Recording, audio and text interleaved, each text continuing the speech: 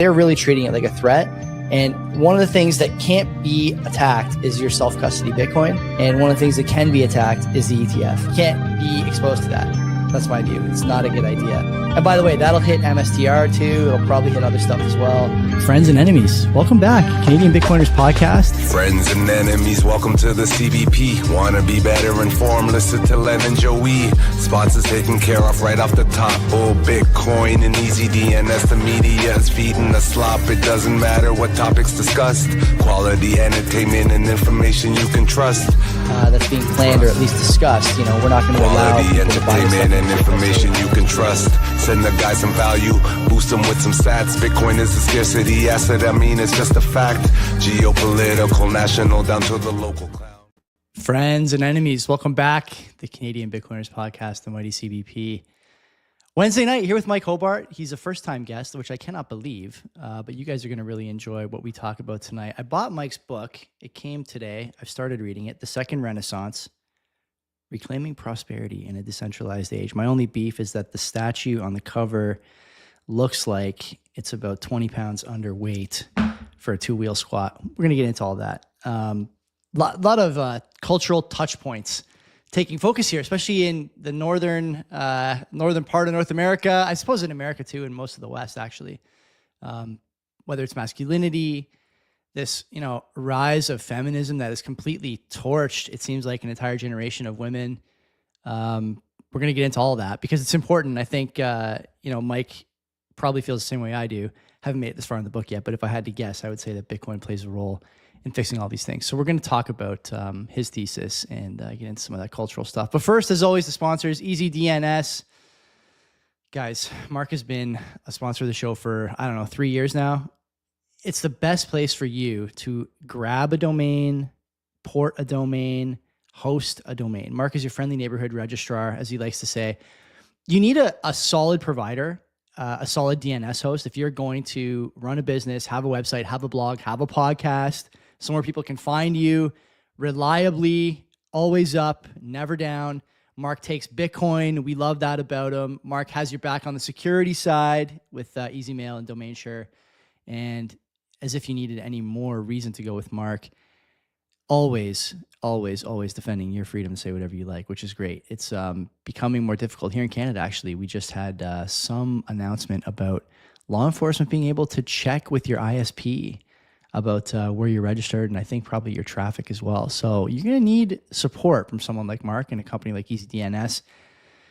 Go there. CBP Media is the code. Sign up and get half of your first round of buys on the house. So like we always say, load up the cart, man. I know you guys are doing it. Continue to do it, please. The sponsors mean a lot to Len and I and are important to the show, of course. Second sponsor, Bull Bitcoin.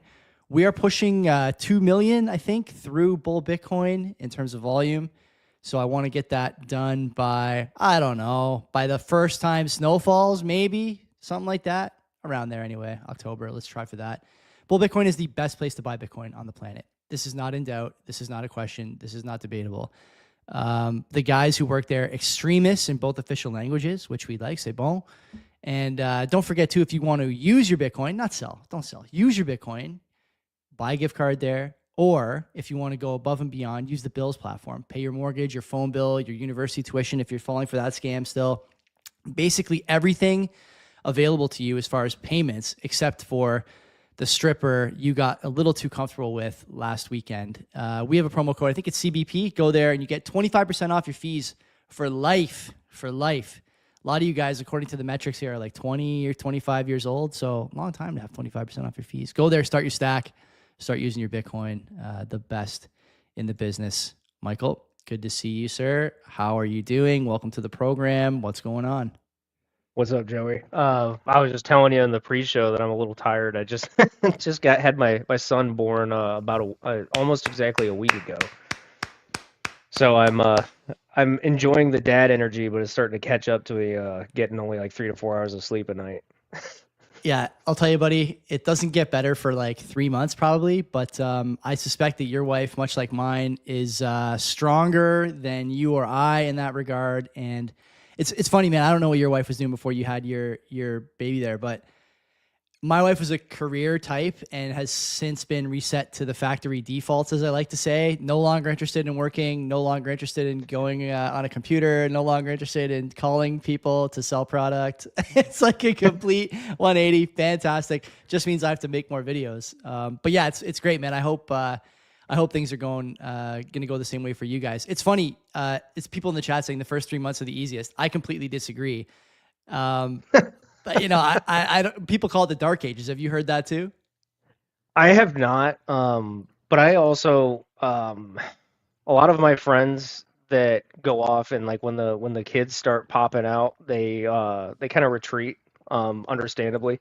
So I also understand how I understood how busy they were without actually having exposure to it, obviously, since it's my first son. But um, yeah, it's like they kind of just fall off the grid, and I kind of just let them be and like have their peace and everything. I'm not gonna bother them, texting them like, "Hey, how's the suffering going?" Even though you're loving it at the same time. So, but the funny thing is that I guess we'll find out, but I don't think the 3 months could really be the first 3 months could be the worst. I think I could see them being viewed as the maybe the easiest because it's the most enjoyable. Like you're seeing all the first smiles and everything like that, so kind of all that oxytocin and endorphins and serotonin and all that getting released kind of like masks all that, and then you start getting you probably start getting some of the personality exposure and some of the fits after that. I could see it after that being a little more difficult.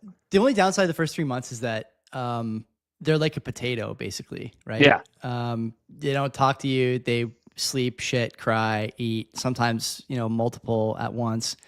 And it's funny, you and me are both fit guys. And one of the things I noticed right away is that I had to, cut back on the time I spent working out and still try to get the workouts in. Obviously, it was difficult. Made more difficult by an extremely supportive friend group who, it seems, all discovered lasagna at the same time and brought like 100 fucking casseroles to my house. God bless them. But like, I never eat like that. I'm sure you don't eat like that. And I can eat literally anything and not gain a pound. So you say that. You let me know in 3 months how you feel. if you start pumping back casseroles. Anyway, that's great to hear. I'm glad to hear more Bitcoiners having babies. Let's talk about who is Mike Hobart. You've been around for a long time, Mike, and we've followed each other probably a few years at this point. And like I said in the intro there, I'm surprised it's the first time you've been on the show. I know a bit about you, veteran, and some of the other stuff you've done, but tell people like what's the deal with Mike? Oh, dude, that's a really long story because I like giving people like the whole kind of synopsis.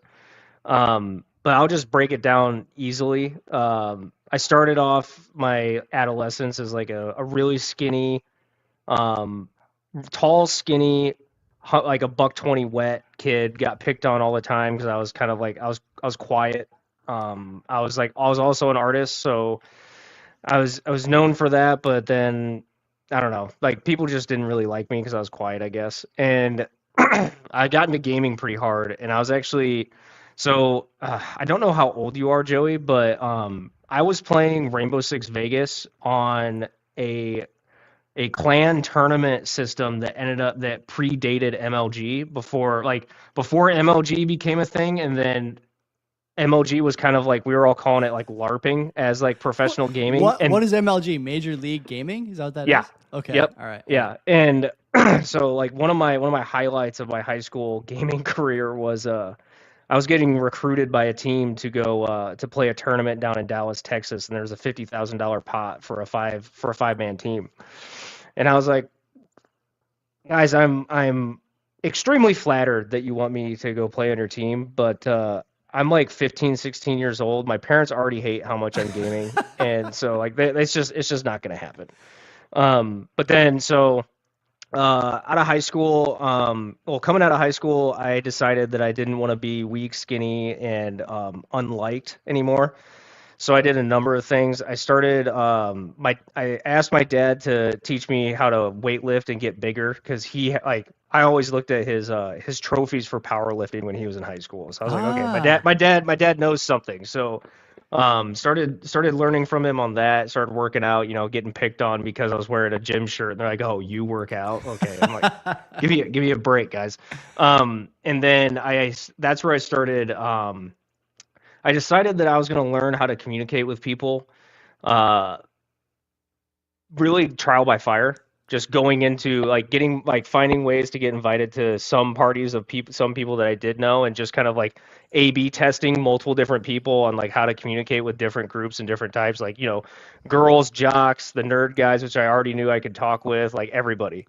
And then after a couple years of that, it quickly just became that I was really good at partying because I inherited a high drug tolerance from my mother. So then that got to be a little problematic, and then because it was getting in the way of my school and everything, because I was at university at the time. Excuse me. And from there, I decided I didn't like the way that was going, so that's where I turned to the Army to kind of just rewire and reset, which worked perfectly, by the way. It's you learn a lot about yourself and psychology if you go through basic training and you're really just paying attention to what they're doing and the effects it has on yourself and everybody else. I don't know where the conversation is going to go today, but if you ever talk about MK Ultra and all that stuff, like they have it down to a science of how to break down the human mind and then rewire them. Because I came out of that gung ho talking about wanting to go to Ranger School, wanting to become a UH-60 pilot, which is a Black Hawk pilot, like all that. And then I get back in the real world and like I kind of get it washed out of my system. But to wrap it up, I was deployed in 2017 to Kuwait, and we were told that we were going to be taking care of 72 aircraft. I was an aircraft hydraulic specialist. So I was basically a plumber for helicopters. Mm-hmm. And while we were told we were going to be taking care of 72 aircraft, anywhere from Black Hawks, Chinooks to Apaches, in support of all the operations in the area. We get there's 2 Chinooks. They've been waiting for parts for 6 months, and there's nothing to do. So I just happened to have come across the whole Bitcoin topic while I was in Fort Hood preparing, like mobilizing for deployment. And it was right at the time of the block size wars. And it was the block size wars, and that was when Bcash came up. Yep. And there was I was learning about like the hard fork and how if I had Bitcoin on Coinbase, they'd give you like the hard fork like off the amount of Bitcoin you had. So that just kicked off like the whole rabbit hole, and I started studying Bitcoin. I was probably studying Bitcoin for an average of 4 hours a day, and that didn't stop until that realistically didn't stop until like 2022. Because like the studying slowed down, and then I was just talking about Bitcoin on like Clubhouse and everything, and then transitioned over to Twitter and Twitter Spaces. But that's the basic synopsis. So gamer, lifter, Army vet, Bitcoiner, and then I started writing somewhere there in between. Do you still game? I want to. Like I miss the excitement of like playing a new game. Mm-hmm. But I've tried in the last couple of months in particular to just sit down and play a game, and like there's nothing interesting anymore. Like maybe one of the most interesting games now would be like the Elden Ring games, but like I don't want to play a game and just be perpetually enraged by how difficult it is. I will say there are 2 games that have me interested. There's another potential attempt for a Fable remaster. Yeah. So I would like that. And then I just saw the Witcher 4 tech demo. So that would be cool. But I'm not spending the money to get a new system. Like the laptop I'm using right now is a gaming laptop that I got on deployment in 2017. So like I'm not like I'm doing the full Bitcoiner, just trying to stretch every dollar I can. That's a good way to live. I am also excited for The Witcher. I should know. I think The Witcher 3 is one of the best games ever made. That's neither here nor there, which makes the Cyberpunk letdown even worse. Let's talk about this book first of all. I have to ask. Okay, so knowing a bit about your history, I've read like the first 30 or so pages here. Yeah, I'm on page 38. It's a short read, and there's a lot in here about, at least early on, what are the problems? Why are we where we are? And what the fuck is going on with some of these major like contributors? And you mentioned here a few important things like, the idea of moats and the expert class, obviously very popular topic since COVID. There's some stuff in here about DEI and other notes about sort of the fall of American greatness, I guess. And it's true. Well, it is true that America is not the great nation it once was. Maybe I still think it's a pretty great nation, but maybe we'll get into that. Why? Maybe tell me, like, why write the book? What is the impetus to write a book like this? This is something I think a lot of people think about, but maybe can't articulate. Was that part of it? Tell me what the rationale was. Yeah. So like, and if you haven't noticed yet, I'm really curious to hear what people truly think once they get through the whole book, because I didn't really write it in a way of where it was a perfect, seamless, like, these are the problems, this is the solution. They're like, I kind of like highlight in that first section, I highlighted, it's really 3 core main problems, right? The first one was, you mentioned I kind of wrapped up education, DEI, the moat, and the meritocracy, America, all in one. Well, primarily, look, one thing I wanted to touch on was the whole meritocracy topic. There is a meritocracy in the U.S., but it's kind of tiered with different moats in between the tiers, and then it's also kind of a LARP at the same time. And I detailed a couple of the things in there that I figured were super important for people to understand, because it blew my mind when I found out about them. But so like there's the meritocracy in the education and the DEI problem. And then another core problem is the food, so the funny thing with the food and the RFK and the Maha group is they look at the food, but they stop there. Like they don't go, well, where's the food coming from? Right? Because it's not just going to be at the processor, and it's not just going to be at the piece of produce or the animal. Yeah. You have to look at where the animal is being raised and what it's being fed off of. So like I went into probably one of the most boring topics you could ever write about. I tried to make it interesting, looking at soil health. Because soil health in the U.S. is abysmal. Like I had no idea how bad it was, and I have to give credit to Texas Slim of the Beef Initiative, because I met him through Bitcoin, and then I started talking about the health problems. Because one thing I failed to talk about in my synopsis was I went to college for exercise science. So like I talked to him about the chronic metabolic health syndromes and diseases that are just weighing down America and causing the what are the liabilities on the debt clock? They're like 200 is it 200 billion, something like that? It's got to be close. Higher than that. Yeah, it might be. But so like I was one of those ones that was just stuck on the lifestyle and the food stuff, but I didn't know anything about the whole system prior to it. So I wrote about particularly the farming stuff and how we need to, one of the things, and we can get into this later, one of the things that Bitcoin is really going to fuel, and it already kind of is because it's money that you can have spiteful ownership over, where, for those that don't understand what I mean by that, is you can literally take it to your grave, and even once you get 6 feet under, nobody can get access to it as long as you were smart with your keys. That kind of freedom, and then the mixture of that with immutable transactions, that allows for, I don't think people really grasp how much freedom that gives to people that want to like actually like start some of their own shit. What I'm really thinking about is like if you come across like a professional friendship with a guy where you talk about some ideas and him say he's got a stack of Bitcoin and he wants to like kind of like fund you or seed you a little bit, he can just send you the Bitcoin and then you can go straight to work. Yeah. Right. Like, I mean, there's a lot of stuff in between, but that kind of like workaround is, I think it's going to really fuel a lot of very interesting entrepreneurial groups within the Bitcoin space. Like look at how many of them love having 3D printers and are making their own guns and stuff. Like you just can't get around it. And then the third problem that I highlighted was the power distribution problem in America. I don't know what Canada's like, but America's power distribution infrastructure situation is abysmal. As a nation, I reference the American Society of Civil Engineers. They put out a report card on the entire country for all the different sectors every couple of years. I did see this part in your book. Yeah. Yeah, and it's one of my, like, the whole power thing is like probably my favorite topic of the whole book.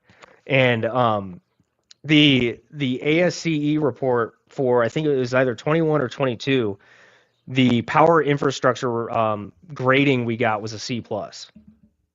And if you're supposed to be the greatest country in the world, C plus is not acceptable, right? Like I didn't even like having a C plus in college, and I was barely spending time in class.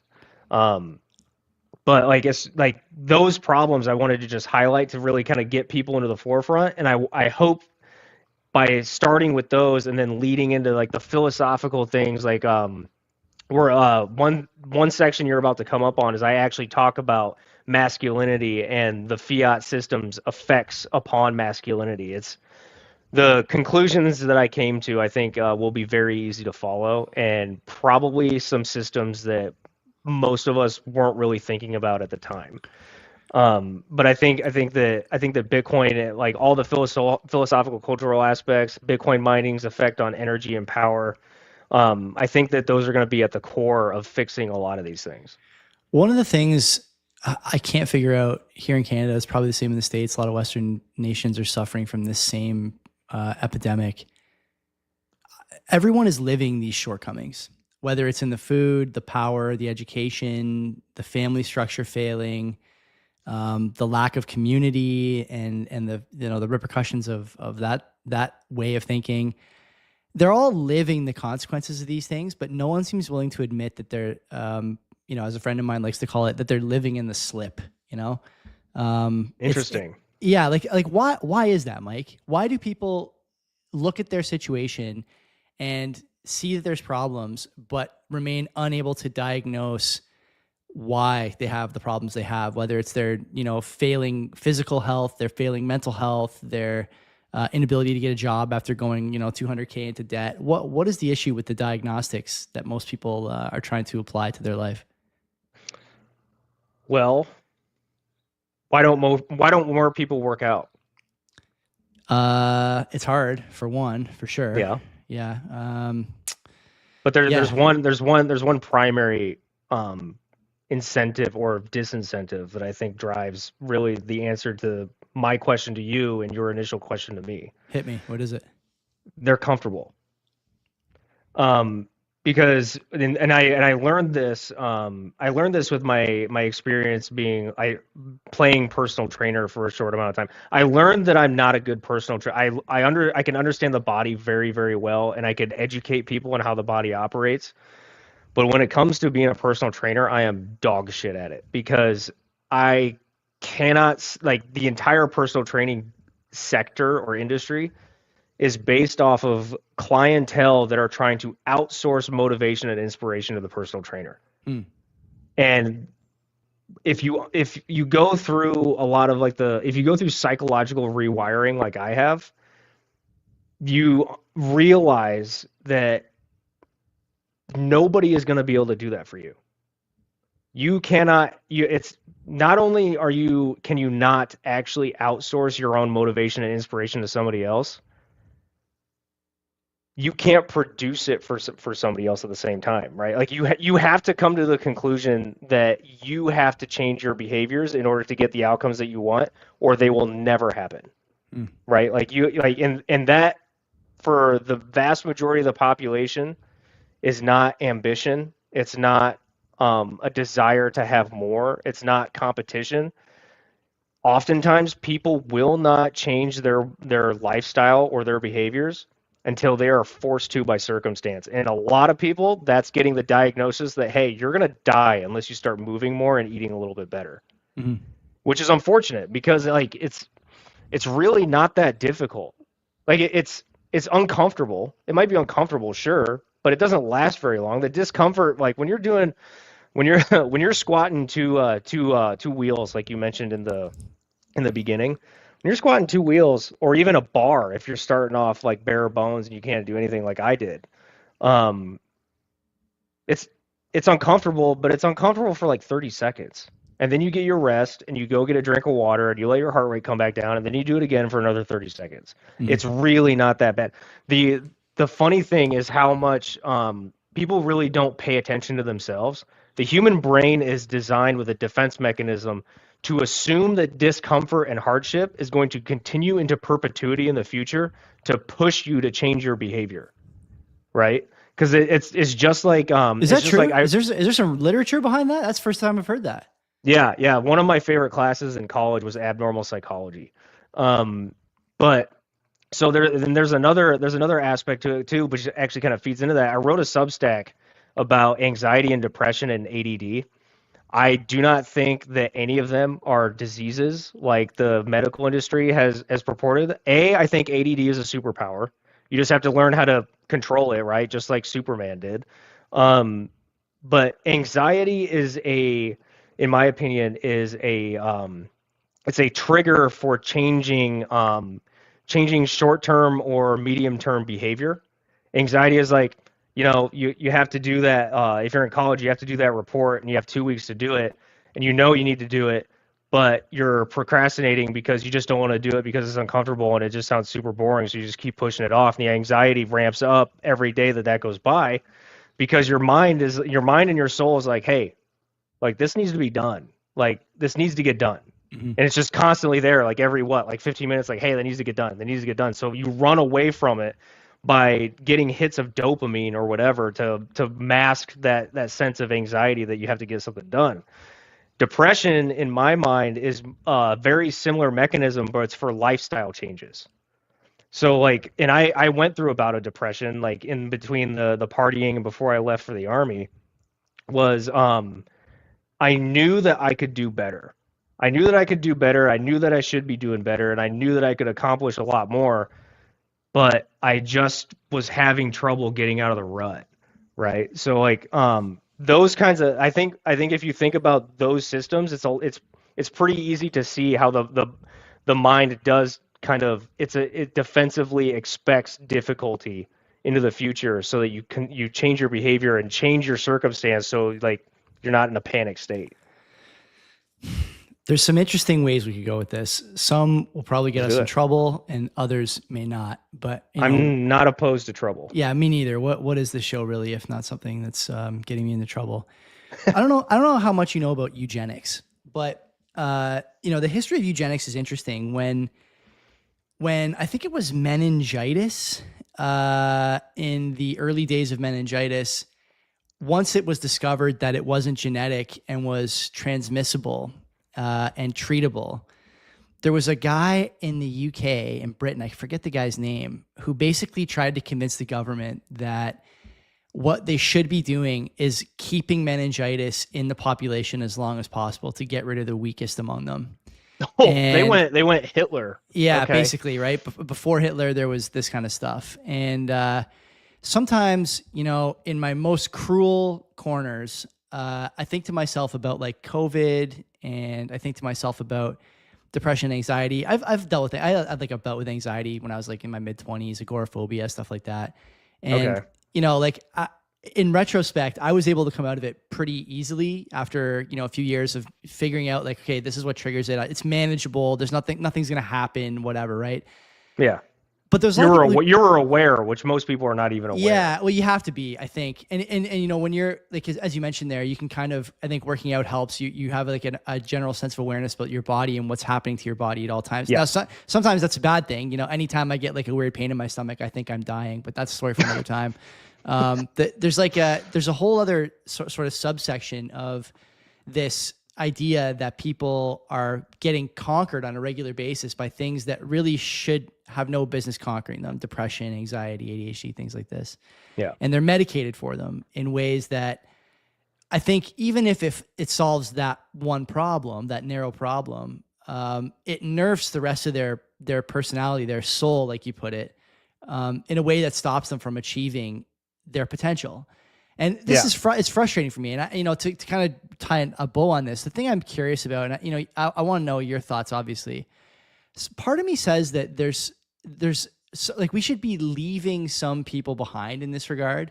If you find that the parents that brought you into the world are keen to medicate you and give you the dopamine hit you need and coddle you and all these things, like, what is the likelihood that you will go through 20 years of that from birth till 20 and then find that you suddenly have this desire to go out and conquer, right? The male urge, like the meme goes. What is the likelihood that happens? I think it's very low. But the thing is that if you continue to have these systems in place where those people are, I hate to say the word allowed, but I'm going to, are allowed to remain in society and reproduce and, you know, basically produce offspring that are going to be more likely to be reliant, more likely to be difficult to convince to contribute to society, both culturally, economically, whatever. Like the point I'm trying to make is like, is it possible that we should be just sort of abandoning some people at the stage, you know, when they're on 7 kinds of medication and abolishing these systems that many people would say are supports, but I do think there's like a bit of stilt work in there, you know, like I don't necessarily think that we need that everyone should be up on that ladder, you know, because I don't think that a lot of people are going to do anything with it except wind up sucking more resources from society. That is probably the most harsh thing I've said on this program, but I think about it more and more often now that I have a little one and I see it in Canada a lot. It's frustrating. I want to know what you think. I don't like the word should in these kinds of situations, just because this is okay. This is the hard part about, like, once you like learn enough about enough different silos of study that I'm like we're almost all to that point in the Bitcoin space. At least you and I and like our peers are. Maybe not the entire Bitcoin community, because there's some questionable people. But once you learn enough, you realize how much you don't actually understand. And you realize how much is out there that you don't know yet, and how ignorant you are to it, and how naive you are to it. So like when it comes to shoulds, I try to stay away from them, but we're just going to follow down through it anyway. I gotta kind of agree with you that, because like I've had a number of friendships throughout my life that I either got forced into burning the bridge because of circumstance and events, or because they were a ball and chain, and I'm just like, because Joe Rogan has a viral kind of clip on it where it's like, dude, if you're gonna keep weighing me down, like, I'm trying to go places. I can't have you here. You're tethering me. You're holding me back. So we gotta go. It would, because that's the hard part. It's a really brutal thing to consider. But I think it would probably be better for society in general if we had a kind of system like that, where it's like, hey, if you're not gonna if you had like kind of like a 2 or 3 strike system, it's like, hey, we tried to help you improve yourself, but you're not doing it. Mm-hmm. So good luck. Like, go. You're not getting any more support. You can figure it the fuck out on your own. Because most people, they just can't. They can't bring themselves to develop their own discipline, like I said earlier, without life forcing them into doing it, because they either got a terminal diagnosis or they literally wind up on the street and realize how wrong they were. And that's gonna feed into like probably all the other stuff that we're gonna talk about this evening, because I mean, it gets into politics, it gets into the economy right now, it gets into dating. And I have some thoughts on how it gets fixed, and like in my mind, the only way to fix it is an outcome that nobody wants, except for those of us that are prepared for it. But yeah, I think I have to agree with you. I think probably the best solution would be we got to stop coddling people, because when you're coddling them, you're making them feel comfortable when they arguably shouldn't be comfortable. It's like, you got to change your entire life. Yeah, it's not comfortable. Like, yeah, suck it up. It's a critical thing, the comfort piece. Well, let's talk a bit. There's a chronological order of some of the stuff you're talking about. So we can maybe start with dating. We were kind of joking back and forth about that yesterday. Dating, I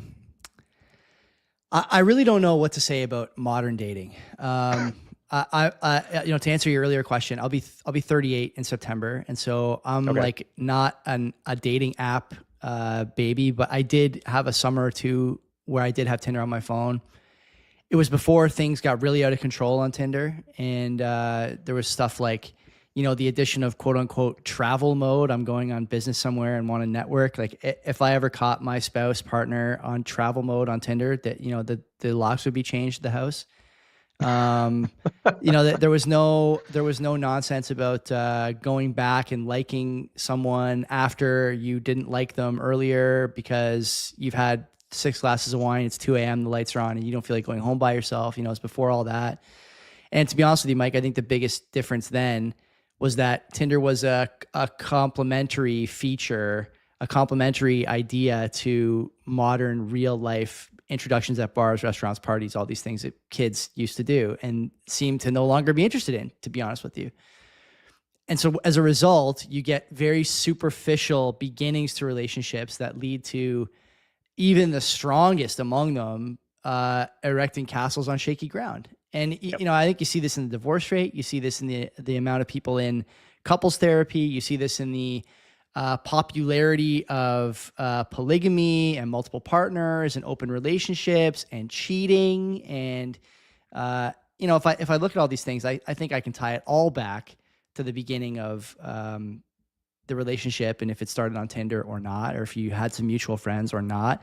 Because oftentimes, what does it mean to meet somebody through mutuals? It means you share at least some of the same values. You have some of the same friends. You hang out in the same circles. You may, be invested in the same community, whether it's a sports team or a church or the local community vegetable garden. I don't know, whatever else is out there these days. But on Tinder, the only thing you care about is, how wet is that hole and what is the proximity to my meat spear here? I think that's fair to say.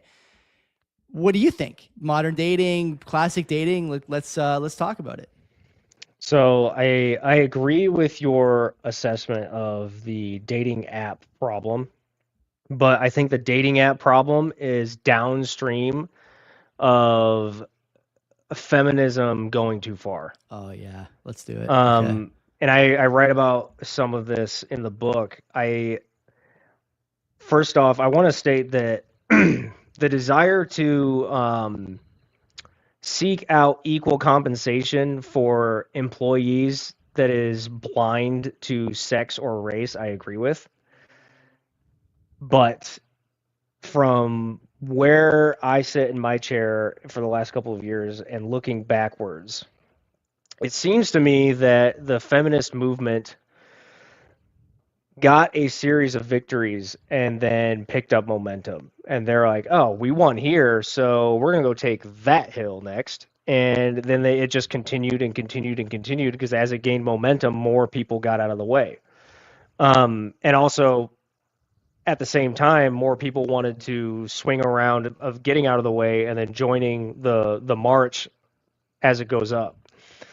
And I think that has resulted into a situation of where all the black pill and red pill stuff in the manosphere has really picked up, because I gotta say, man, like you really can't not see how much women in America. I don't know what it's like in Canada. I'm assuming Canada is very, very similar to US right now, but there is a meaningful percentage of the female population that is far too interested in being men. But they're trying to be men without the downsides of being men and with all of the upsides of being women. So they're trying to cherry pick.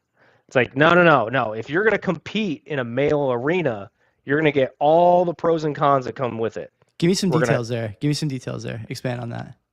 So, for example, we'll use the military.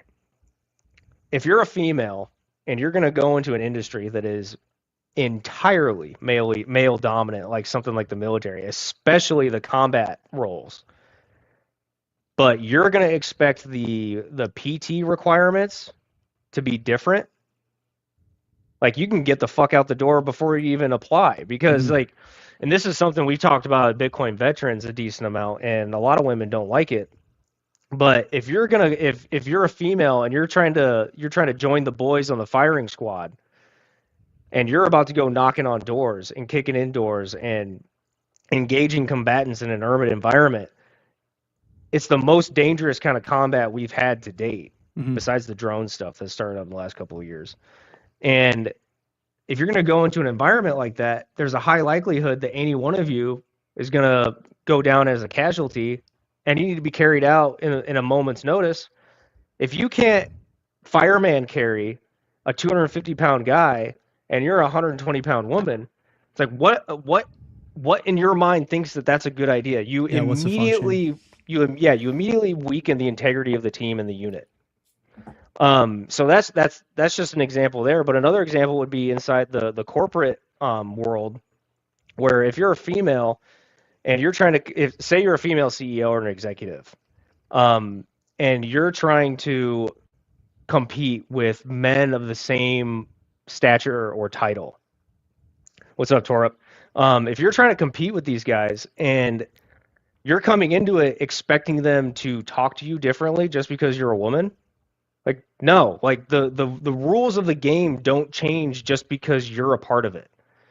Like you see it everywhere nowadays. You see, like, well, and it's getting better now, but like leading up to the like last year in particular, it was just ridiculous the amount of double standards. Because like, and I think a lot of this, like, because of the whole women trying to be men and then men being feminized by the women trying to be men, I think that a lot has I lost my train of thought for a second, but I think that a lot has happened in the sense of everybody's kind of forgotten how things are supposed to be. So like, and like what I'm getting at is that like men and women think differently. Yes, right? I think biologically we're different, where our bodies operate relatively different. I want to stop you there for a second. For people who don't think that this is true, when you are with the same woman for 10, 12 years, not only will you see it, she will see it, and you will discuss it together, and it will become undeniable to both of you once you start opening up about it and you realize that whatever you say is not going to be held against you.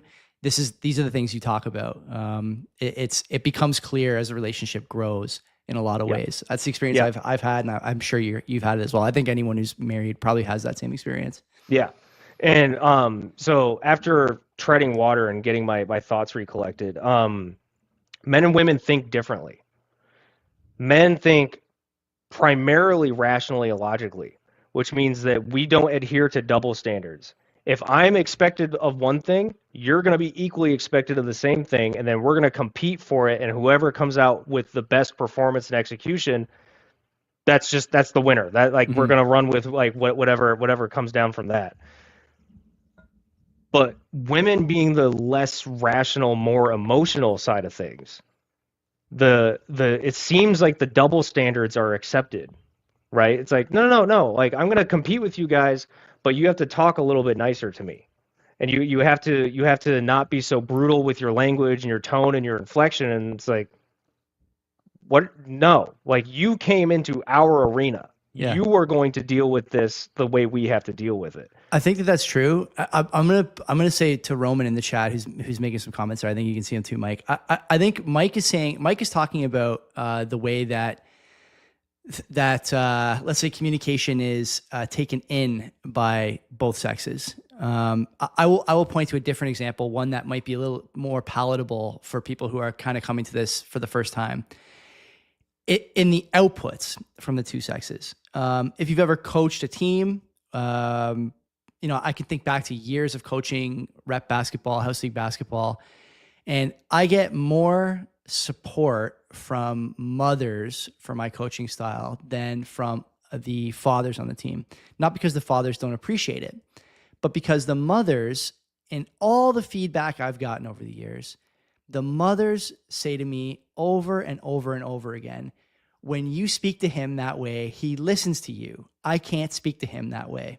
Yep. This is a way of articulating that there are certain things that women are better at with their children than discipline, than regimen, than all these, the sort of classical militaristic, feedback loops that men need, I think, in a lot of ways. And the women don't respond to that well. I mean, there's nothing wrong with this. And I see in the chat there, Roman, that you say there's some irrational men too. I believe that is the case. But The Yeah, the default setting is not irrationality for men. That comes from, I think you're probably going to say, Mike, that it comes from a society that's been softened by some of the stuff you've been discussing. Yeah, sure. It can be some of that, but there's some stuff that I wanted to address with Roman's comments too. First of all, with that last comment, there's some irrational men out there. That's a tactic that a lot of women use for a lot of these topics too. That the exception does not disprove the rule, man. Like, yeah, there's some irrational men. There's however many billions of men out there. There's going to be some of them that are going to like stand out a little bit differently than the rest. Like, especially when it comes to the body and the diet and everything, everybody's different. So there's going to be some men that are a little bit more irrational on the slider than others. So that doesn't really do anything to the argument. But the other thing is that with the coaching example, it is a science for coaching that women prefer democratic leadership, men prefer autocratic. Just tell me what to do. I'm going to execute to the best of my abilities, and then we're going to go forward. Mm-hmm. Women want the democratic leader. They want to feel like they're being heard, that they're a part of the decision-making process. Most men do not give a shit. They want the objective to be identified. They want the training for the precise job that they're expected to perform at. And then they also want to know that their peers, the men on their shoulder, are going to perform to the best of their capabilities just like they're expected to. It's across the military, it's across the professional sports. Like, it's like you can not agree with it, that's fine, but you're wrong. Like, I don't care. But like this just and Roman, just one more thing. No, I don't think women need to be barefoot and back in the kitchen.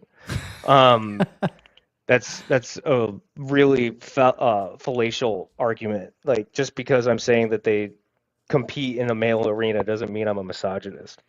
But yeah, it cracks me up how people don't like they don't like what's being heard, so they have to feel like just because they don't like it, it's not reality.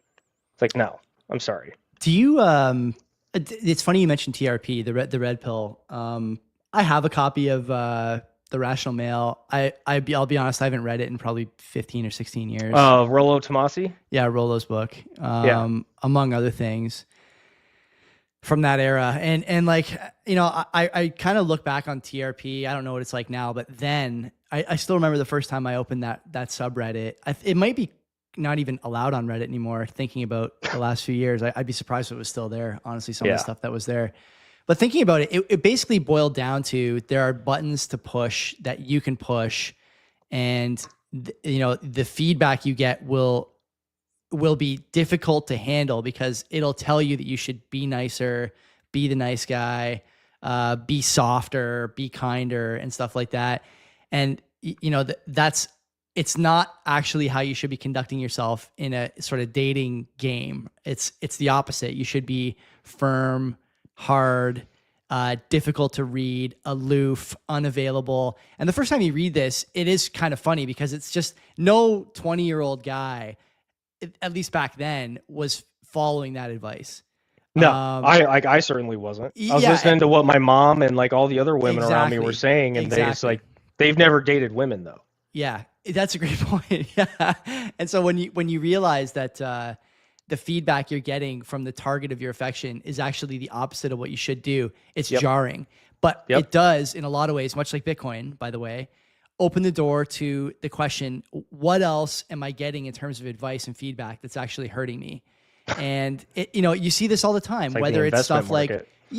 Or it's everything. It's like even shit like, you know, should I have what is a balanced diet? You know, like what when you say I should eat a balanced diet, what is that? You know, is the food pyramid was a scam, just like a diversified portfolio. Carbs, like, you know, like what are we talking about here? And you start to look at all these things and wonder, what else is just not true? And why am I being given information that's not true? And who's benefiting from this information that's being given to me and turning me into this, you know, pudgy Michelin man bringing flowers to a first date type? You know, who's benefiting from this? It ain't me. It ain't you. So who is it? And you start asking these questions, and it leads you down a path that can either be so jarring that you retreat, or so jarring that you push on and want to see how the story ends for you and for everyone else. And so I think that there's a lot to that. And, you know, it's maybe a conversation for another time. I want to talk a bit about,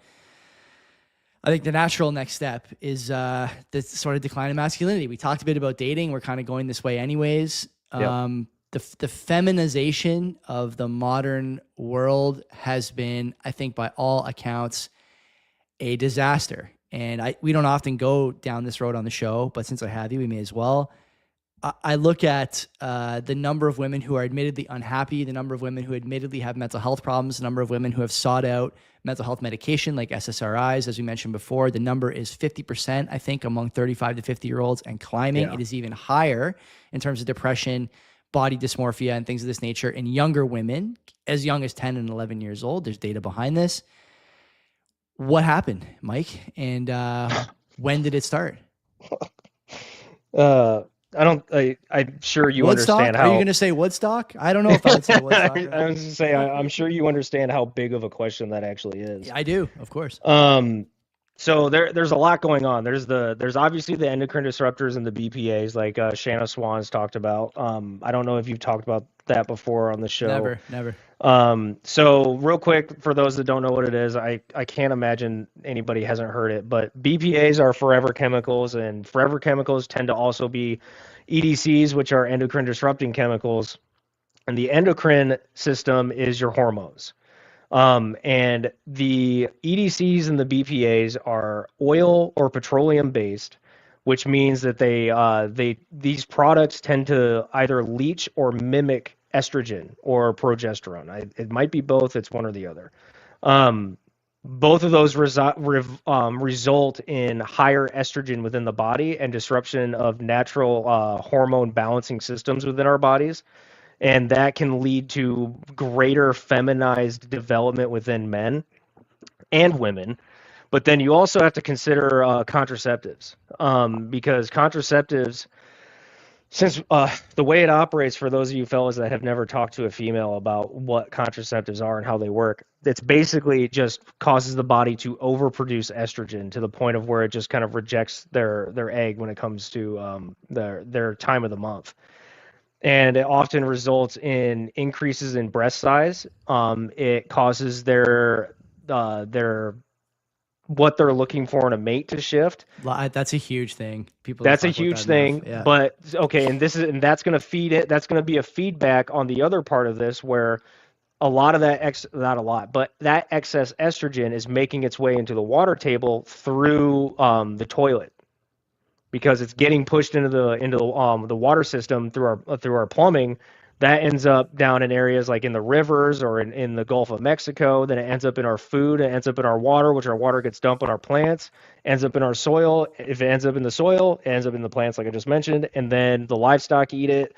And then we eat the livestock and we eat the plants. So it turns into this giant system where we're constantly recycling and accumulating estrogen. On top of that, which is also how that mechanism works, is also how SSRIs work. SSRIs, for those that don't know what it stands for, is selective serotonin reuptake inhibitors. That means that it blocks the serotonin from being cleared from the synapse, so that the body produces more serotonin, even though there's already serotonin there, so people feel like they're more comfortable. That's a problem that I think is primarily a feminine problem, because women tend to seek out comfort a lot more than men do. Like men, thanks to testosterone, we're driven to compete, and just competing in general is uncomfortable. That's right. Testosterone, Huberman put it the best, I think, for people who have trouble articulating what it's like to have a testosterone high. It makes difficulty enjoyable. And women just don't have that. They don't have that chemical at the same level we do. Yeah, well, actually, so funny enough, women tend to experience. I can't remember. I haven't officially looked this up yet, so this will be in the second edition of the book, by the way. Yeah. But I just recently heard from one of those podcasts that I listen to between Huberman, Joe Rogan, like whatever doctors I can find. that women can actually have more testosterone than men. It's just that their estrogen levels are so much higher than ours are. Right. Okay. Because another interesting fact is that now this I do know because of my exercise science and so exercise science I learned a lot, but I learned even more during the personal training certification. So that's another jab at how much of a scam the university system is. But women, when they're working out, they actually experience a higher shot of testosterone than men do. We just have a higher consistent level of testosterone on an ongoing basis. So that supports more of our muscle development and muscle like toning and getting like tighter and everything. But back to the topic at hand, like why everyone's getting feminized. Then you also have to look at one thing that really negatively affects everybody, men and women, is cortisol, which is the stress hormone. Since we're kind of going back and forth talking about health and fitness, cortisol is not all bad. Just like nothing in the body is all bad. There's no such thing as like carbs are like the devil. Like you need carbs. Like your body will make some, but there's nothing. It's all Safadine's moderation. ears are ringing right now. By the way, just yeah, that's fine. Yeah. But so cortisol, when it's experienced in high potency and in chronic states, it's very detrimental to health, because cortisol is a catabolic hormone, which catabolic means it breaks down organic tissue. And the body uses cortisol to like if you're in a highly stressful environment, like say you're a combat operator or you're dealing with some problem, like some domestic problems at home, and you're kind of freaking out or panicking, or you're dealing with finals or whatever, cortisol kicks up and it causes your body to break down some organic tissue to yield energy so you can continue to work and alleviate that anxiety that we were talking about before, so then you can calm down and go back to rest like you need to. But when it stays too high, it starts to really mess up a lot of shit. And there's a belief in the health world, it's called the dual hormone hypothesis, that there's a belief that testosterone and cortisol have a kind of like give and take relationship, to where if cortisol is super high, testosterone takes a dive. And then if you're calmed down, your testosterone can be higher, which if you listen to even a fraction of as much Andrew Huberman as I have, that sounds like it makes sense. Because if you're sleeping right, if you're eating right, if you're managing your stress and everything else, testosterone levels tend to go up where they need to be. Mm-hmm. Now, where that cortisol is coming from, and I touch on this in the book, is I think a lot of it's coming from the fiat system. So we've got a problem in the US or around the world with fiat currencies of how, because the politicians and the bankers are just printing dollars as much as they want for whatever they want. It's forcing the rest of the population that's in the middle class and lower to have to constantly work harder for a currency that is consistently losing purchasing power, right? But the purchasing power is dropping like a rock faster than wages are compensating for it. Wages have been stagnant for like since the 70s, so that'd be 50 years. almost 60 years. Yeah. So wages have been stagnant, but inflation and currency debasement has been up and to the right, almost parabolic at this point. And on top of that, when you have a system like that, and then how I mentioned the infrastructure problem with the power and energy distribution in the US, when you have the currency being radically debased at an aggressive pace, wages are stagnant, the power infrastructure grid is not efficient anymore, especially following all the DEI crap affecting like how companies are capable of producing efficiently. And you throw in the fact that we've got all this renewable energy garbage that is not efficient at all, and it does not produce power at the greatest demand of the day. Mm-hmm. Like it should not take a whole lot to see these kind of pieces lined up of like, there really isn't anything making sense here. So you got the currency debasement, you got the wage stagnation, you have the inefficient power and energy grid, which inefficient power and energy grid causes the cost of power to go up. Because for example, wind and solar, they produce power at the height of the day. Mm-hmm. That tends to be their most effective, right? From like 11 to kind of like 2 or 3 in the afternoon. but the peak demand window is from like 5 to 9, right? So your peak production is like coming down, and then rise is coming down. Your peak demand is ramping up. So when you're doing that, you're not utilizing the electrons in an efficient manner to where you would get the most cost basis out of each electron that you're producing and distributing. And when you're doing that, then you're relying on something that's called a peaker plant. So peaker plants are called peaker plants because they produce power from their power plant at the peak demand. Yep. And the way they make money is that they remain idle, consuming like 20% of their resources, waiting for the moment where they're called up to step in the gap. And they make bank off of it. They're almost all entirely coal or natural gas. And they, down in Texas, they'll charge like $5,000 per megawatt hour. Yeah. Like something like that. It's insane how much money they can make. Famously, Buffett, big peaker plant guy, right? Yeah. Yeah. They literally print money just for waiting around for a system that is constantly rebuffing their job security. Yeah. Right? It's like, yeah, you guys can produce all the solar and wind you want. Right. Because guess what? Buffett was also big into the solar and wind stuff. Yeah. Smart guy. Because of all the subsidies and everything. So we have a radically inefficient system that the cost of power is going up. Cost of power going up causes cost of goods and services going up.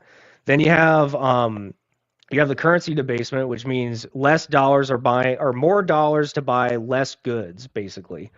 And then you have the government increase swelling at an aggressive clip since the 70s, introducing more and more bureaucratic systems that slow down the efficiency of a market.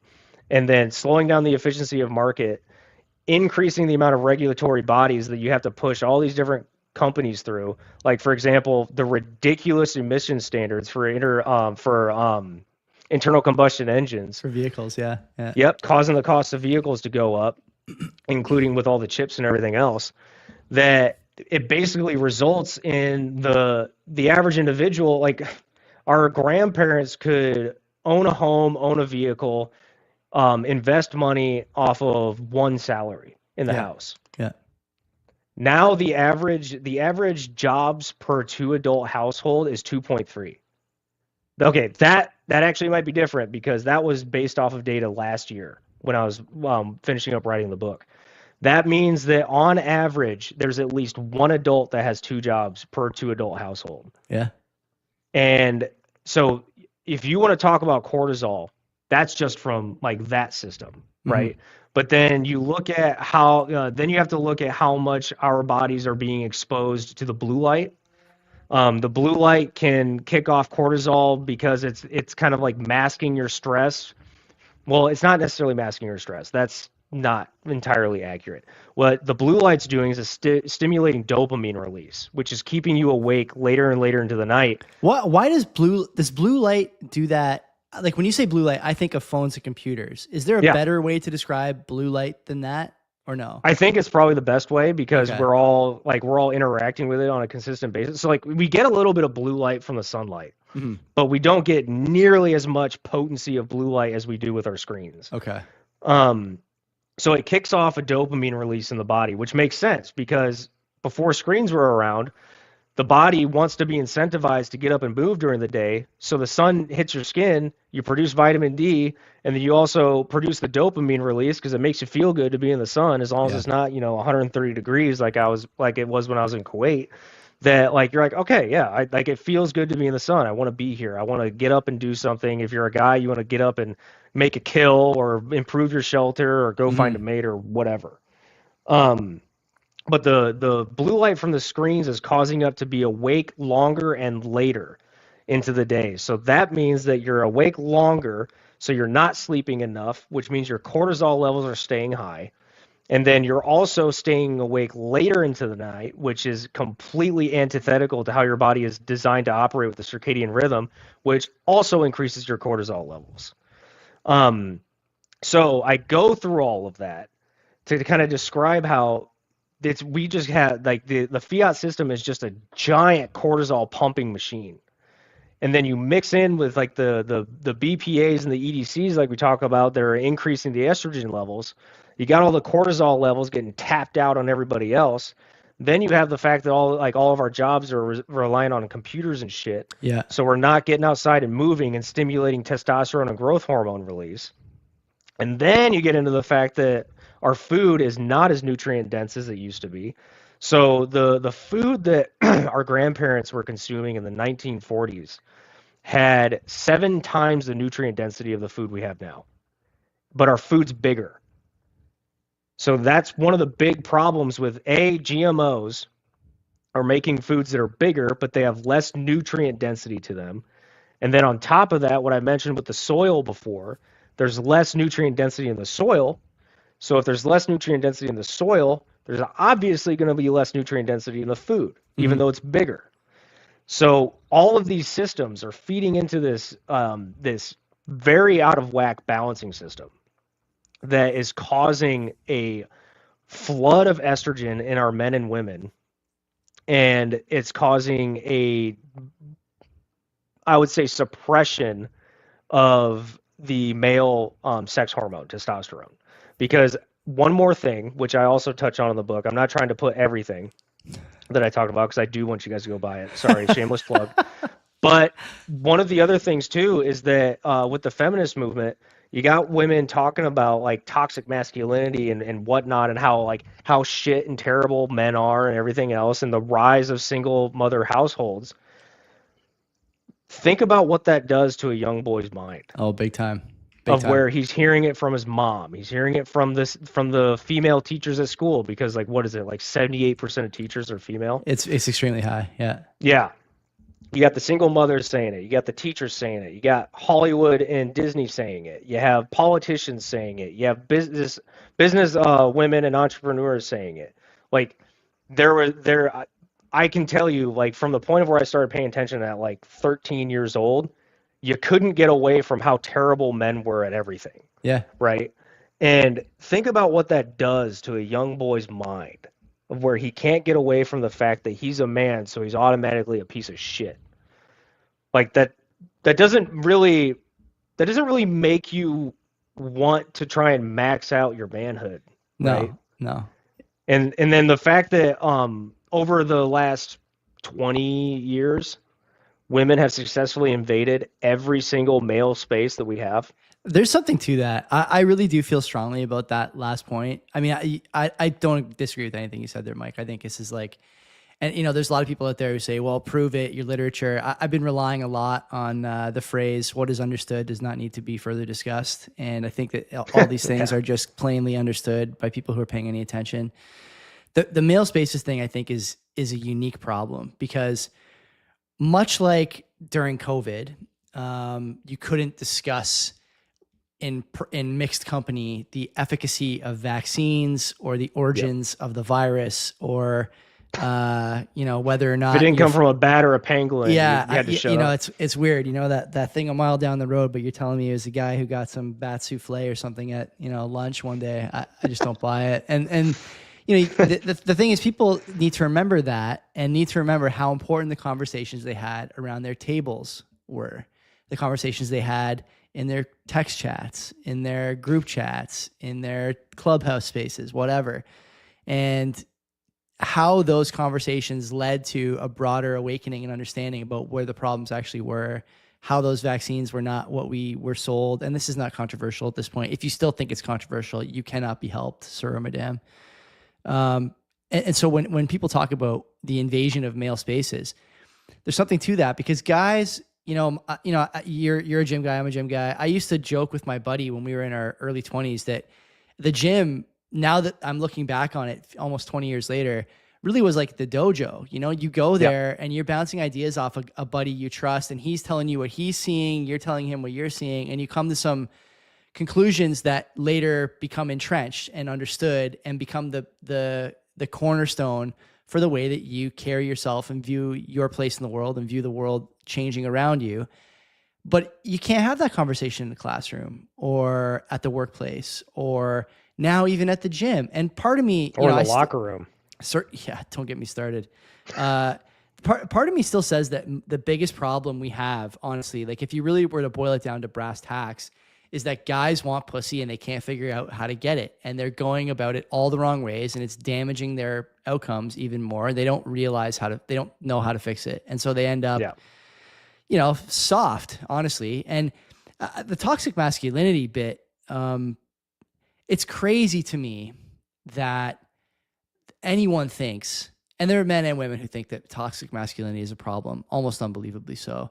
But it is the case that these people exist on both sides of the spectrum. For you to think that masculinity now is toxic, you should have seen masculinity in the 80s, in the 70s, in the 60s. And there's a case to be made that was really the golden era of almost all Western nations. Europe, the UK, Canada, America. This was the time when people were the happiest, when households were the strongest, when families were considered, sacred, untouchable, and when schools were producing some of the greatest, accomplishments that the modern world's ever seen. And there's no doubt we've gone backwards in almost every regard in terms of like academia and family life. And there's something to be said about the rise over the last 2-3 years of women on social media making gag videos about the first ever feminist. Like if I was there when the first woman wanted to go to work, I'd tell her to shut the fuck up. Don't say that. Do not say that. Well, that's actually what happened. Yeah. Have you heard that? Have you heard that stuff about how I have not. They were polling American women. I can't remember what era it was, but they were polling American women on whether they were for suffrage or not. Mm-hmm. And the vast majority of American women were like, no, I don't want the right to vote. Really? So wow. they ended up not allowing women to vote in the poll on whether they got the right to vote, and they only asked men. Is that really? That's how women's suffrage was established? Yeah. I didn't know that. Wow. Yep. I've heard this story, obviously, of people say, well, women didn't get the right to vote until 19 whatever year it was, I forget. But and men got the broad vote the same year.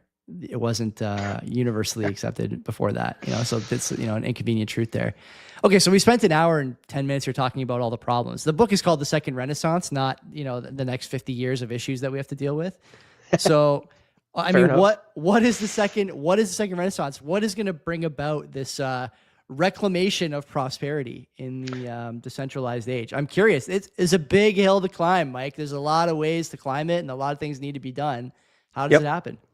So the best part is that if you guys the more you guys pay attention to problems that we've discussed here or problems that you come across in your life, the problems might be complicated or complex, but oftentimes the solutions are simple in idea, just difficult in execution. So what I'm kind of getting at is there's another aspect to the male masculinity problem, which I didn't touch on, which all that stuff that we were discussing earlier has resulted into a prevalent problem of nihilism, to the point of where a lot of our guys are just giving up. They're sick of it. They haven't been able to figure out why they can't get a girl, why they can't get a good job, why all the girls are getting the good jobs. All these things. So they're just skipping everything. They're not going to go do leg day. They're going to stay at home, play video games, try and make it as a streamer, and smoke weed all day and just eat whatever they want. Which, by the way, I've got nothing wrong with THC. I partake in it every once in a while myself. But the point is, you don't overdo it. And so I think that the nihilism is primarily downstream of the economic problems and the financial and fiscal problems. The best part is that I think right now, and I think for a long time, Bitcoin is going to be best served financially for the average individual as a savings vehicle to generate wealth. And by that, I mean, if you're going to put money in this, if you haven't read, let's see if you guys see that. If you haven't read The Richest Man in Babylon, you need to go get it. It's probably like $10. It's even shorter than my book, which is hard to believe. Your book on Amazon, I'm pretty sure, is $1 a page. Yeah. So yeah. Yeah. So it is 3 pages shorter than my book. So the richest man of Babylon is a very, very simple strategy in generating wealth and also getting out from under debt, where you pay yourself 10% first, and then everything else goes to liabilities and the cost of living. That's it. Mm-hmm. And you just stay consistent for a while. You accumulate that 10% over however many years, get all your debts taken care of, and then you continue to do that, live below your means, and you will end up in a very, very dope spot in a couple years. But just like with working out and health, like we talked about earlier, most people can't bring themselves to do that because they're like, well, I need my DoorDash. Yeah. Like, no, you don't, because guess what? Eggs are a superfood. Yeah. You can eat some eggs, broccoli, and maybe like some meat every once in a while, and you get some fruit. And guess what? Like you're gonna be solid. It might be boring, but suck it up. Like you have other problems you have. It's to deal only boring because you're accustomed to the insane amount of research that goes into a slice of pizza from Domino's to make you want another one. That's the only reason you think eggs are boring. Eggs are not boring. Chicken is not boring. Broccoli's not boring. The only reason you think that is because you're accustomed to the slop. Anyway, continue. Yeah, and the instant gratification. Yeah. But so what I'm getting at is like using Bitcoin as a wealth generation strategy, as a savings vehicle, I think will save a lot of men here in America if they just shut the hell up, learn a little bit, put enough money into Bitcoin for a number of years where they don't have to put them, or they're not putting themselves in financial straits, dire straits, because they're trying to throw too much of it at once, because they're like, oh, I have to make this really, really fast. And like, if I don't do this, I need to day trade it because I'm smarter than the market. And then you lose everything. And like, no, like just put it on the DCA, make sure it's going to a good wallet that you've got, set it and forget it, go take care of the rest of your life, get everything in order, make your bed like Jordan Peterson says, and then kind of like check on it periodically. Ignore the market noise, because 99% of the world is just noise. Most people's opinions, they're just as dumb, if not dumber than you. They don't know what they're doing. Like, just figure out what you need to do to get taken care of, and I promise you your life will improve. That's one aspect of like improving like the kind of masculinity issue that we're dealing with. The other part would obviously be working out. Not the other part, but another part would be working out. Guys, get out there and deadlift. Like if you can't at least deadlift your body weight, like I'm pretty sure the statistics are if you can deadlift your body weight, you're in like the top 5% of the population in the world. Is that right? The bar is that low? Yeah. Wow. It's very, very, very low. There's no adult male who should be deadlifting less than 225 after like a month of practice. It's really the easiest. It's like, you know, the most frowned upon lift by the science-based lifters, but depending on where they're starting from. Sure. Because if you're a guy who's never lifted a weight in your life and you're like 35, like it's going to take a little bit longer to get there. Because I'm assuming if you haven't lifted a weight in your life and you're 35, like your posture is going to be all jacked up. You got to work on that first, otherwise you're going to blow a disc, and nobody needs that. So there's that aspect. Like get your finances right, get your health right, because like the working out also implies like you're going to at least start to marginally improve your nutrition. If you're genetically blessed like I am, you can kind of get away with having to eat super clean all the time, because so here's another thing that I like to talk about, because it's very, very important for like the psychology of like working out and everything. The way people think about bodies, I think, is wrong. If you're an individual that packs on weight easily, it's not that there's something wrong with you. It's that your body is just very, very efficient at energy capture and storage. That's really all that means. Mm-hmm. So if your body is extremely efficient at energy capture and storage, you need to increase your body's natural and consistent energy expenditure. The best way to do that is to increase your muscle density. So if you are overweight or you want to like slim down a little bit, stop running for 30 minutes to an hour. It's basically ineffective after doing it one day a week. And it's just boring as all hell. And like running just, I hate running. It sucks. It doesn't make sense to be running, especially outside. Bad for your knees, bad for your hips. There's better ways to build the machine. Yeah. So stop running all the time. Walking is phenomenal. Go out and walk. But if you really want to like do the right thing for your body, go out and lift some heavy shit a couple of times a week. And then you come back home, make sure you're getting your protein and all that stuff. You can like, manipulate the fats and the carbs so you're in a caloric deficit and lose the weight faster if you want. Um, but so that's like the health aspect. So like the people that put on weight, they're very efficient energy capture. People like me that don't put on weight easy, I am not. I am not efficient energy capture at all. My body burns through fuel like there's no tomorrow. So I have to, if I want to gain weight, I have to eat. The math last year was I have to eat 4,000 calories per day, depending on how hard I worked out during the day. So if I work, and I'm really bad at pacing myself and working out, so I try to redline it like every single time, which is not maybe not the best. It's not the best. I'm being a little facetious. It's not the best thing to do. But I just like it and it's fun. But so like if I tend to have anywhere from like a 700 to 1,000 calorie workout each day within like 45 minutes to an hour. On those days I have to eat like 4,500 calories, and that can be pretty hard to do if you're eating just whole food stuff. Like I kept finding myself oftentimes I'd have to get fast food just to get enough calories to fit into the day. Otherwise, it's kind of like a moot point, and I'm still losing weight. But so like that's we got the finance with Bitcoin because I think Bitcoin will like really change a lot of people's lives doing it that way, fixing the health and everything.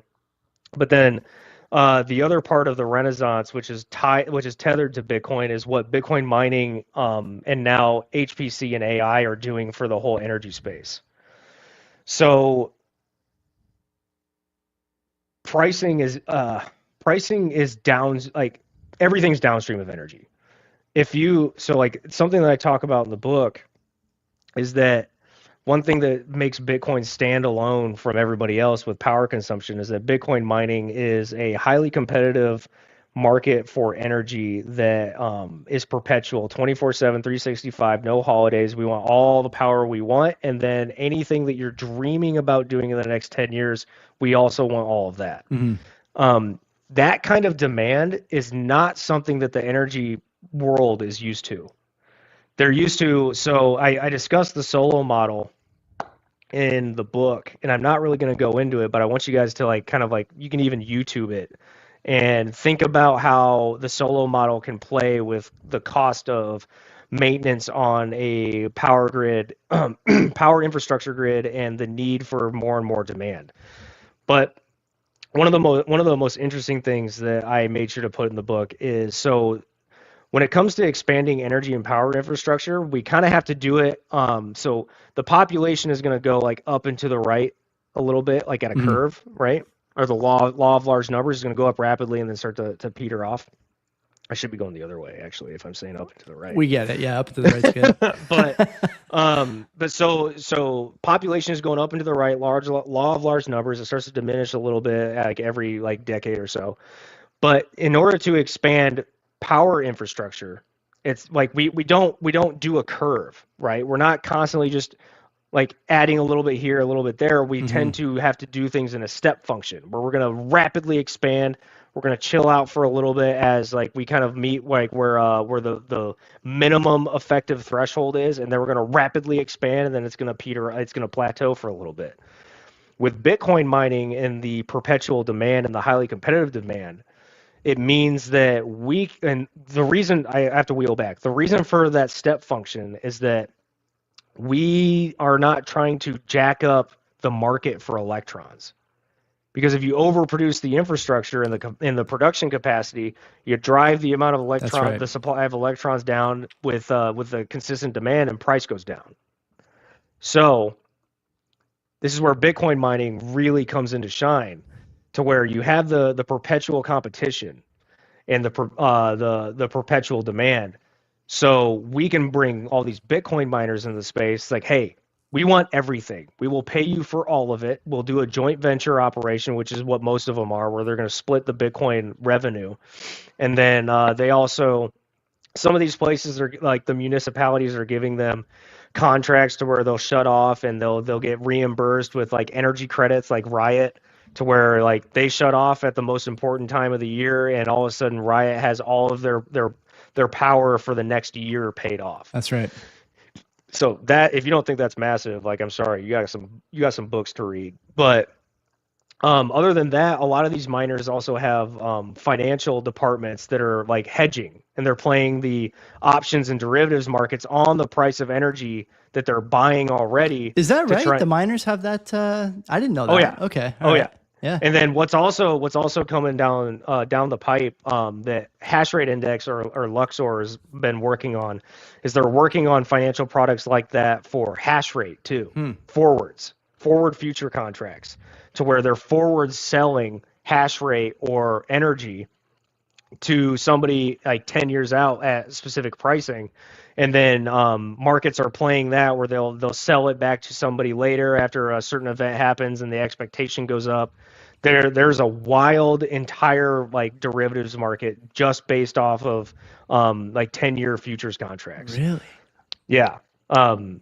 If you get the opportunity to talk to Lisa Huff, you should definitely like try and ping her. Message. Yeah. Yeah. It is fascinating. Even going on YouTube and just looking up forward curves. That's kind of what we're getting at. So you've got these guys all playing this, and they're trying to buy up as much power as they can to fuel their Bitcoin mining to get as much Bitcoin as they can. What this allows for, with all of that demand and that 24/7 running, it allows for producing more power plants than we technically need. So then you can overproduce the infrastructure. You can flood the market effectively. You can flood the market with electrons, because when you do that, so say society needs 50 megawatts. Yep. We're just going to make it super easy. Society needs 50 megawatts of power for the average day, to make sure everybody has more than enough power to where there's no brownouts, no fluttering of the lights and anything. But then Bitcoin miners come in and they're like, hey, we also want 50 megawatts of power. So now your capacity is at technically 100, your societal demand is 50, and then Bitcoin miners are taking the difference. You can effectively now, like in a situation like this, the municipality is going to make deals with the Bitcoin miner of, yeah, we're going to give you the 50 megawatts of power, but as society grows and we develop, you're going to agree to curtail your demand so that the society, the community around you, can continue to just do what it needs to do. Right. And so when you do something like that, it effectively means that you're overproducing the infrastructure to be able to maintain society expanding, and then society can kind of catch up while you've got more than enough power. It effectively, in theory, should mean that blackouts are like non-existent. Agreed. It should mean that they never happen. Yeah. And then while you're doing that, you can also be rapidly or radically increasing the amount of power infrastructure you're developing at the same time, because not only are the Bitcoin miners going to want to continue to buy up 50 megawatts of power, but then more Bitcoin miners are going to come onto the space, and they're also going to want 50 megawatts of power. Yeah. So that really, in my opinion, that's probably where the core of the Renaissance idea is really coming from. So Ryan McLeod, who's the nuclear Bitcoiner on Twitter, you may recognize that name. I think he's been on Preston Pish's show and other shows talking about just wait until utilities start to finance power projects with bit bonds. This is the bit bonds thing. Impossible. It's not, and I think people are underpricing the significance of these things. You're going to find more and more people are willing to go down this road as Bitcoin gains status as a pristine asset. It's still not there. It's closer than it was a year ago, but more and more of these guys, especially power companies, because they deal in commodity trading, obviously, they realize that the true value is in these markets, not in the fiat markets. They may not be able to articulate it yet, but they understand this implicitly in their silos. So I'm looking forward to all this stuff. And that was a great explanation, Mike, of the mining and baseload relationship that you're going to start to see in communities and in jurisdictions that accept Bitcoin. Here in Canada, famously, we have a lot of excess hydro here, and we just, I think, gave the boot to Bitfarms a year or two ago. We have provinces that won't touch Bitcoin. The only real exposure our country has to Bitcoin is the Quebec pension fund invested in FTX not once but twice, Series C and D, I think. Yeah, huge mistake. Sacre bleu, as the French would say. So, yeah, not great. But we'll fix that. We'll fix that. Mike, But yeah. there is an interesting example that you can look to with CleanSpark. So CleanSpark, I think it was August of last year at their investor relations kind of like webinar. They shared the town that invited them in to use the power from their nuclear facility because of what CleanSpark was doing with the demand curtailment, like I mentioned, of where they were buying up the power, but then as demand kind of like reached the Yeah, peak they were taking threshold, the miners off. Yeah.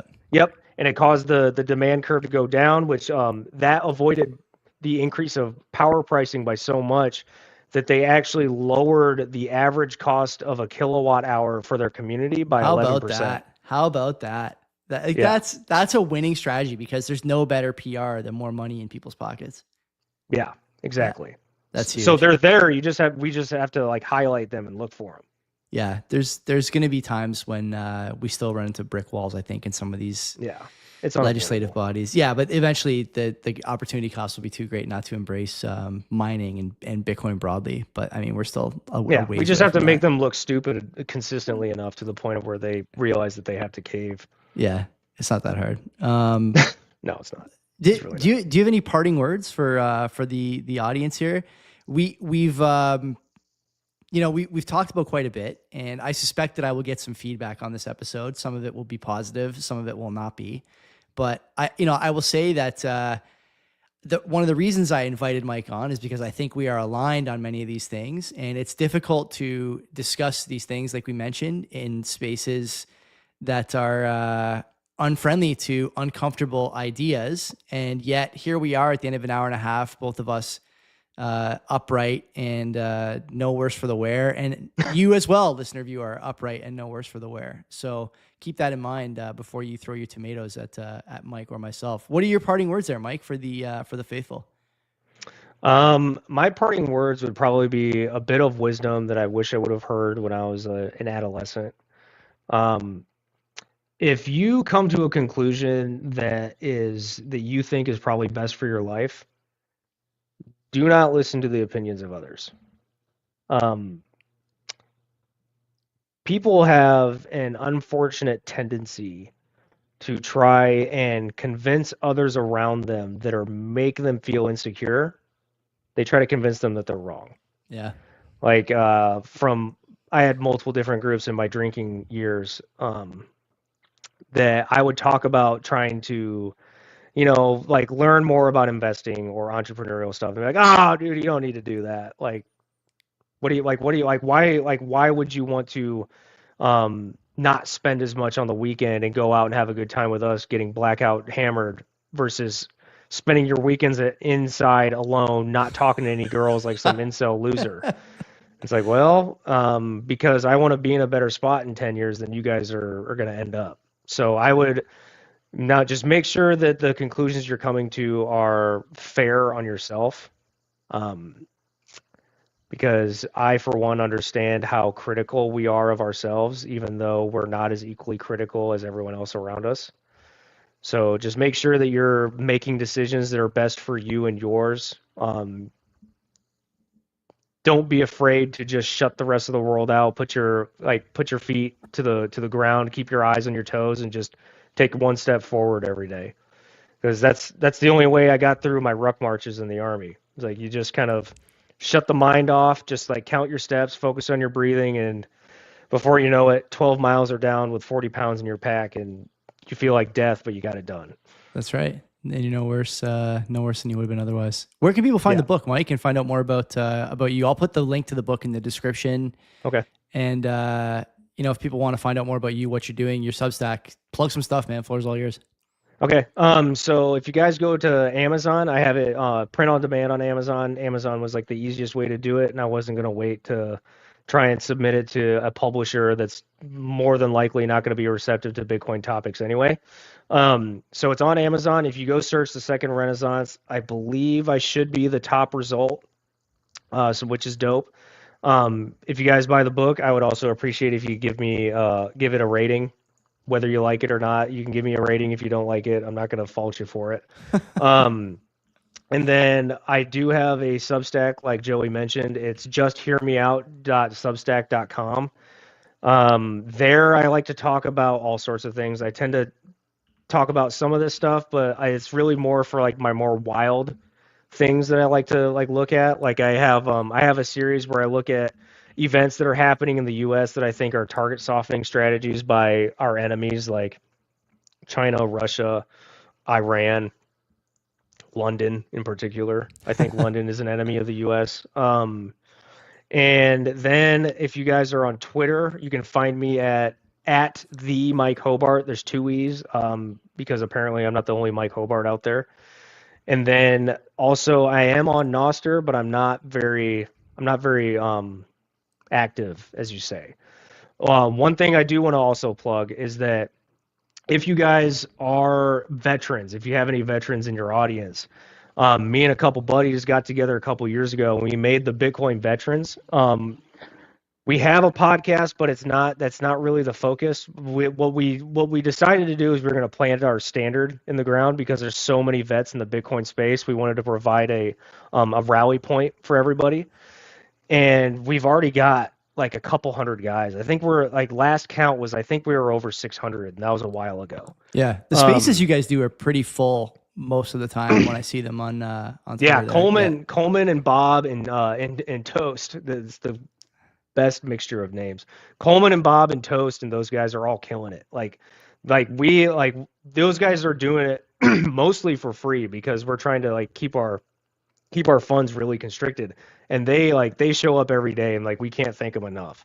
And they don't care if you're a veteran or not. If you guys want to engage like with the chat and everything, if you want to be part of the discussion, show up in the spaces, send them a request, and they'll happily talk with you and everything. But if you are a Bitcoin veteran, or if you're a veteran and you're interested in Bitcoin and you want to become a Bitcoin veteran, go to bitcoinveterans.org, and we have a submission form that we just want to gather some basic information as far as like you don't have to dox yourself, but where you are in the country, because we have so many different group chats that we have them separated by region of the country. Nice. And then we also have group chats according to specific missions, like pilots. We have a bunch of pilots that we all like to talk about things with. We've got an intel chat where we're paying attention to developments with like all the different wars that are going on, or like what's going on with stablecoin policy, what's going on with like all the different states and everything. We've got chats we got one of my favorites is we got the short bus chat, which is basically just all memes. So we've got basically, and we also have a health and fitness one. So we've got basically anything you guys could like want. Like, so if you're a vet, just know that we want you to be a part of our mission and part of our organization. Please go to bitcoinveterans.org so we can get you plugged in. Outstanding. Mike Hobart, thanks for coming on, buddy. I appreciate it. Thanks for the invite, man. I'm glad I was here.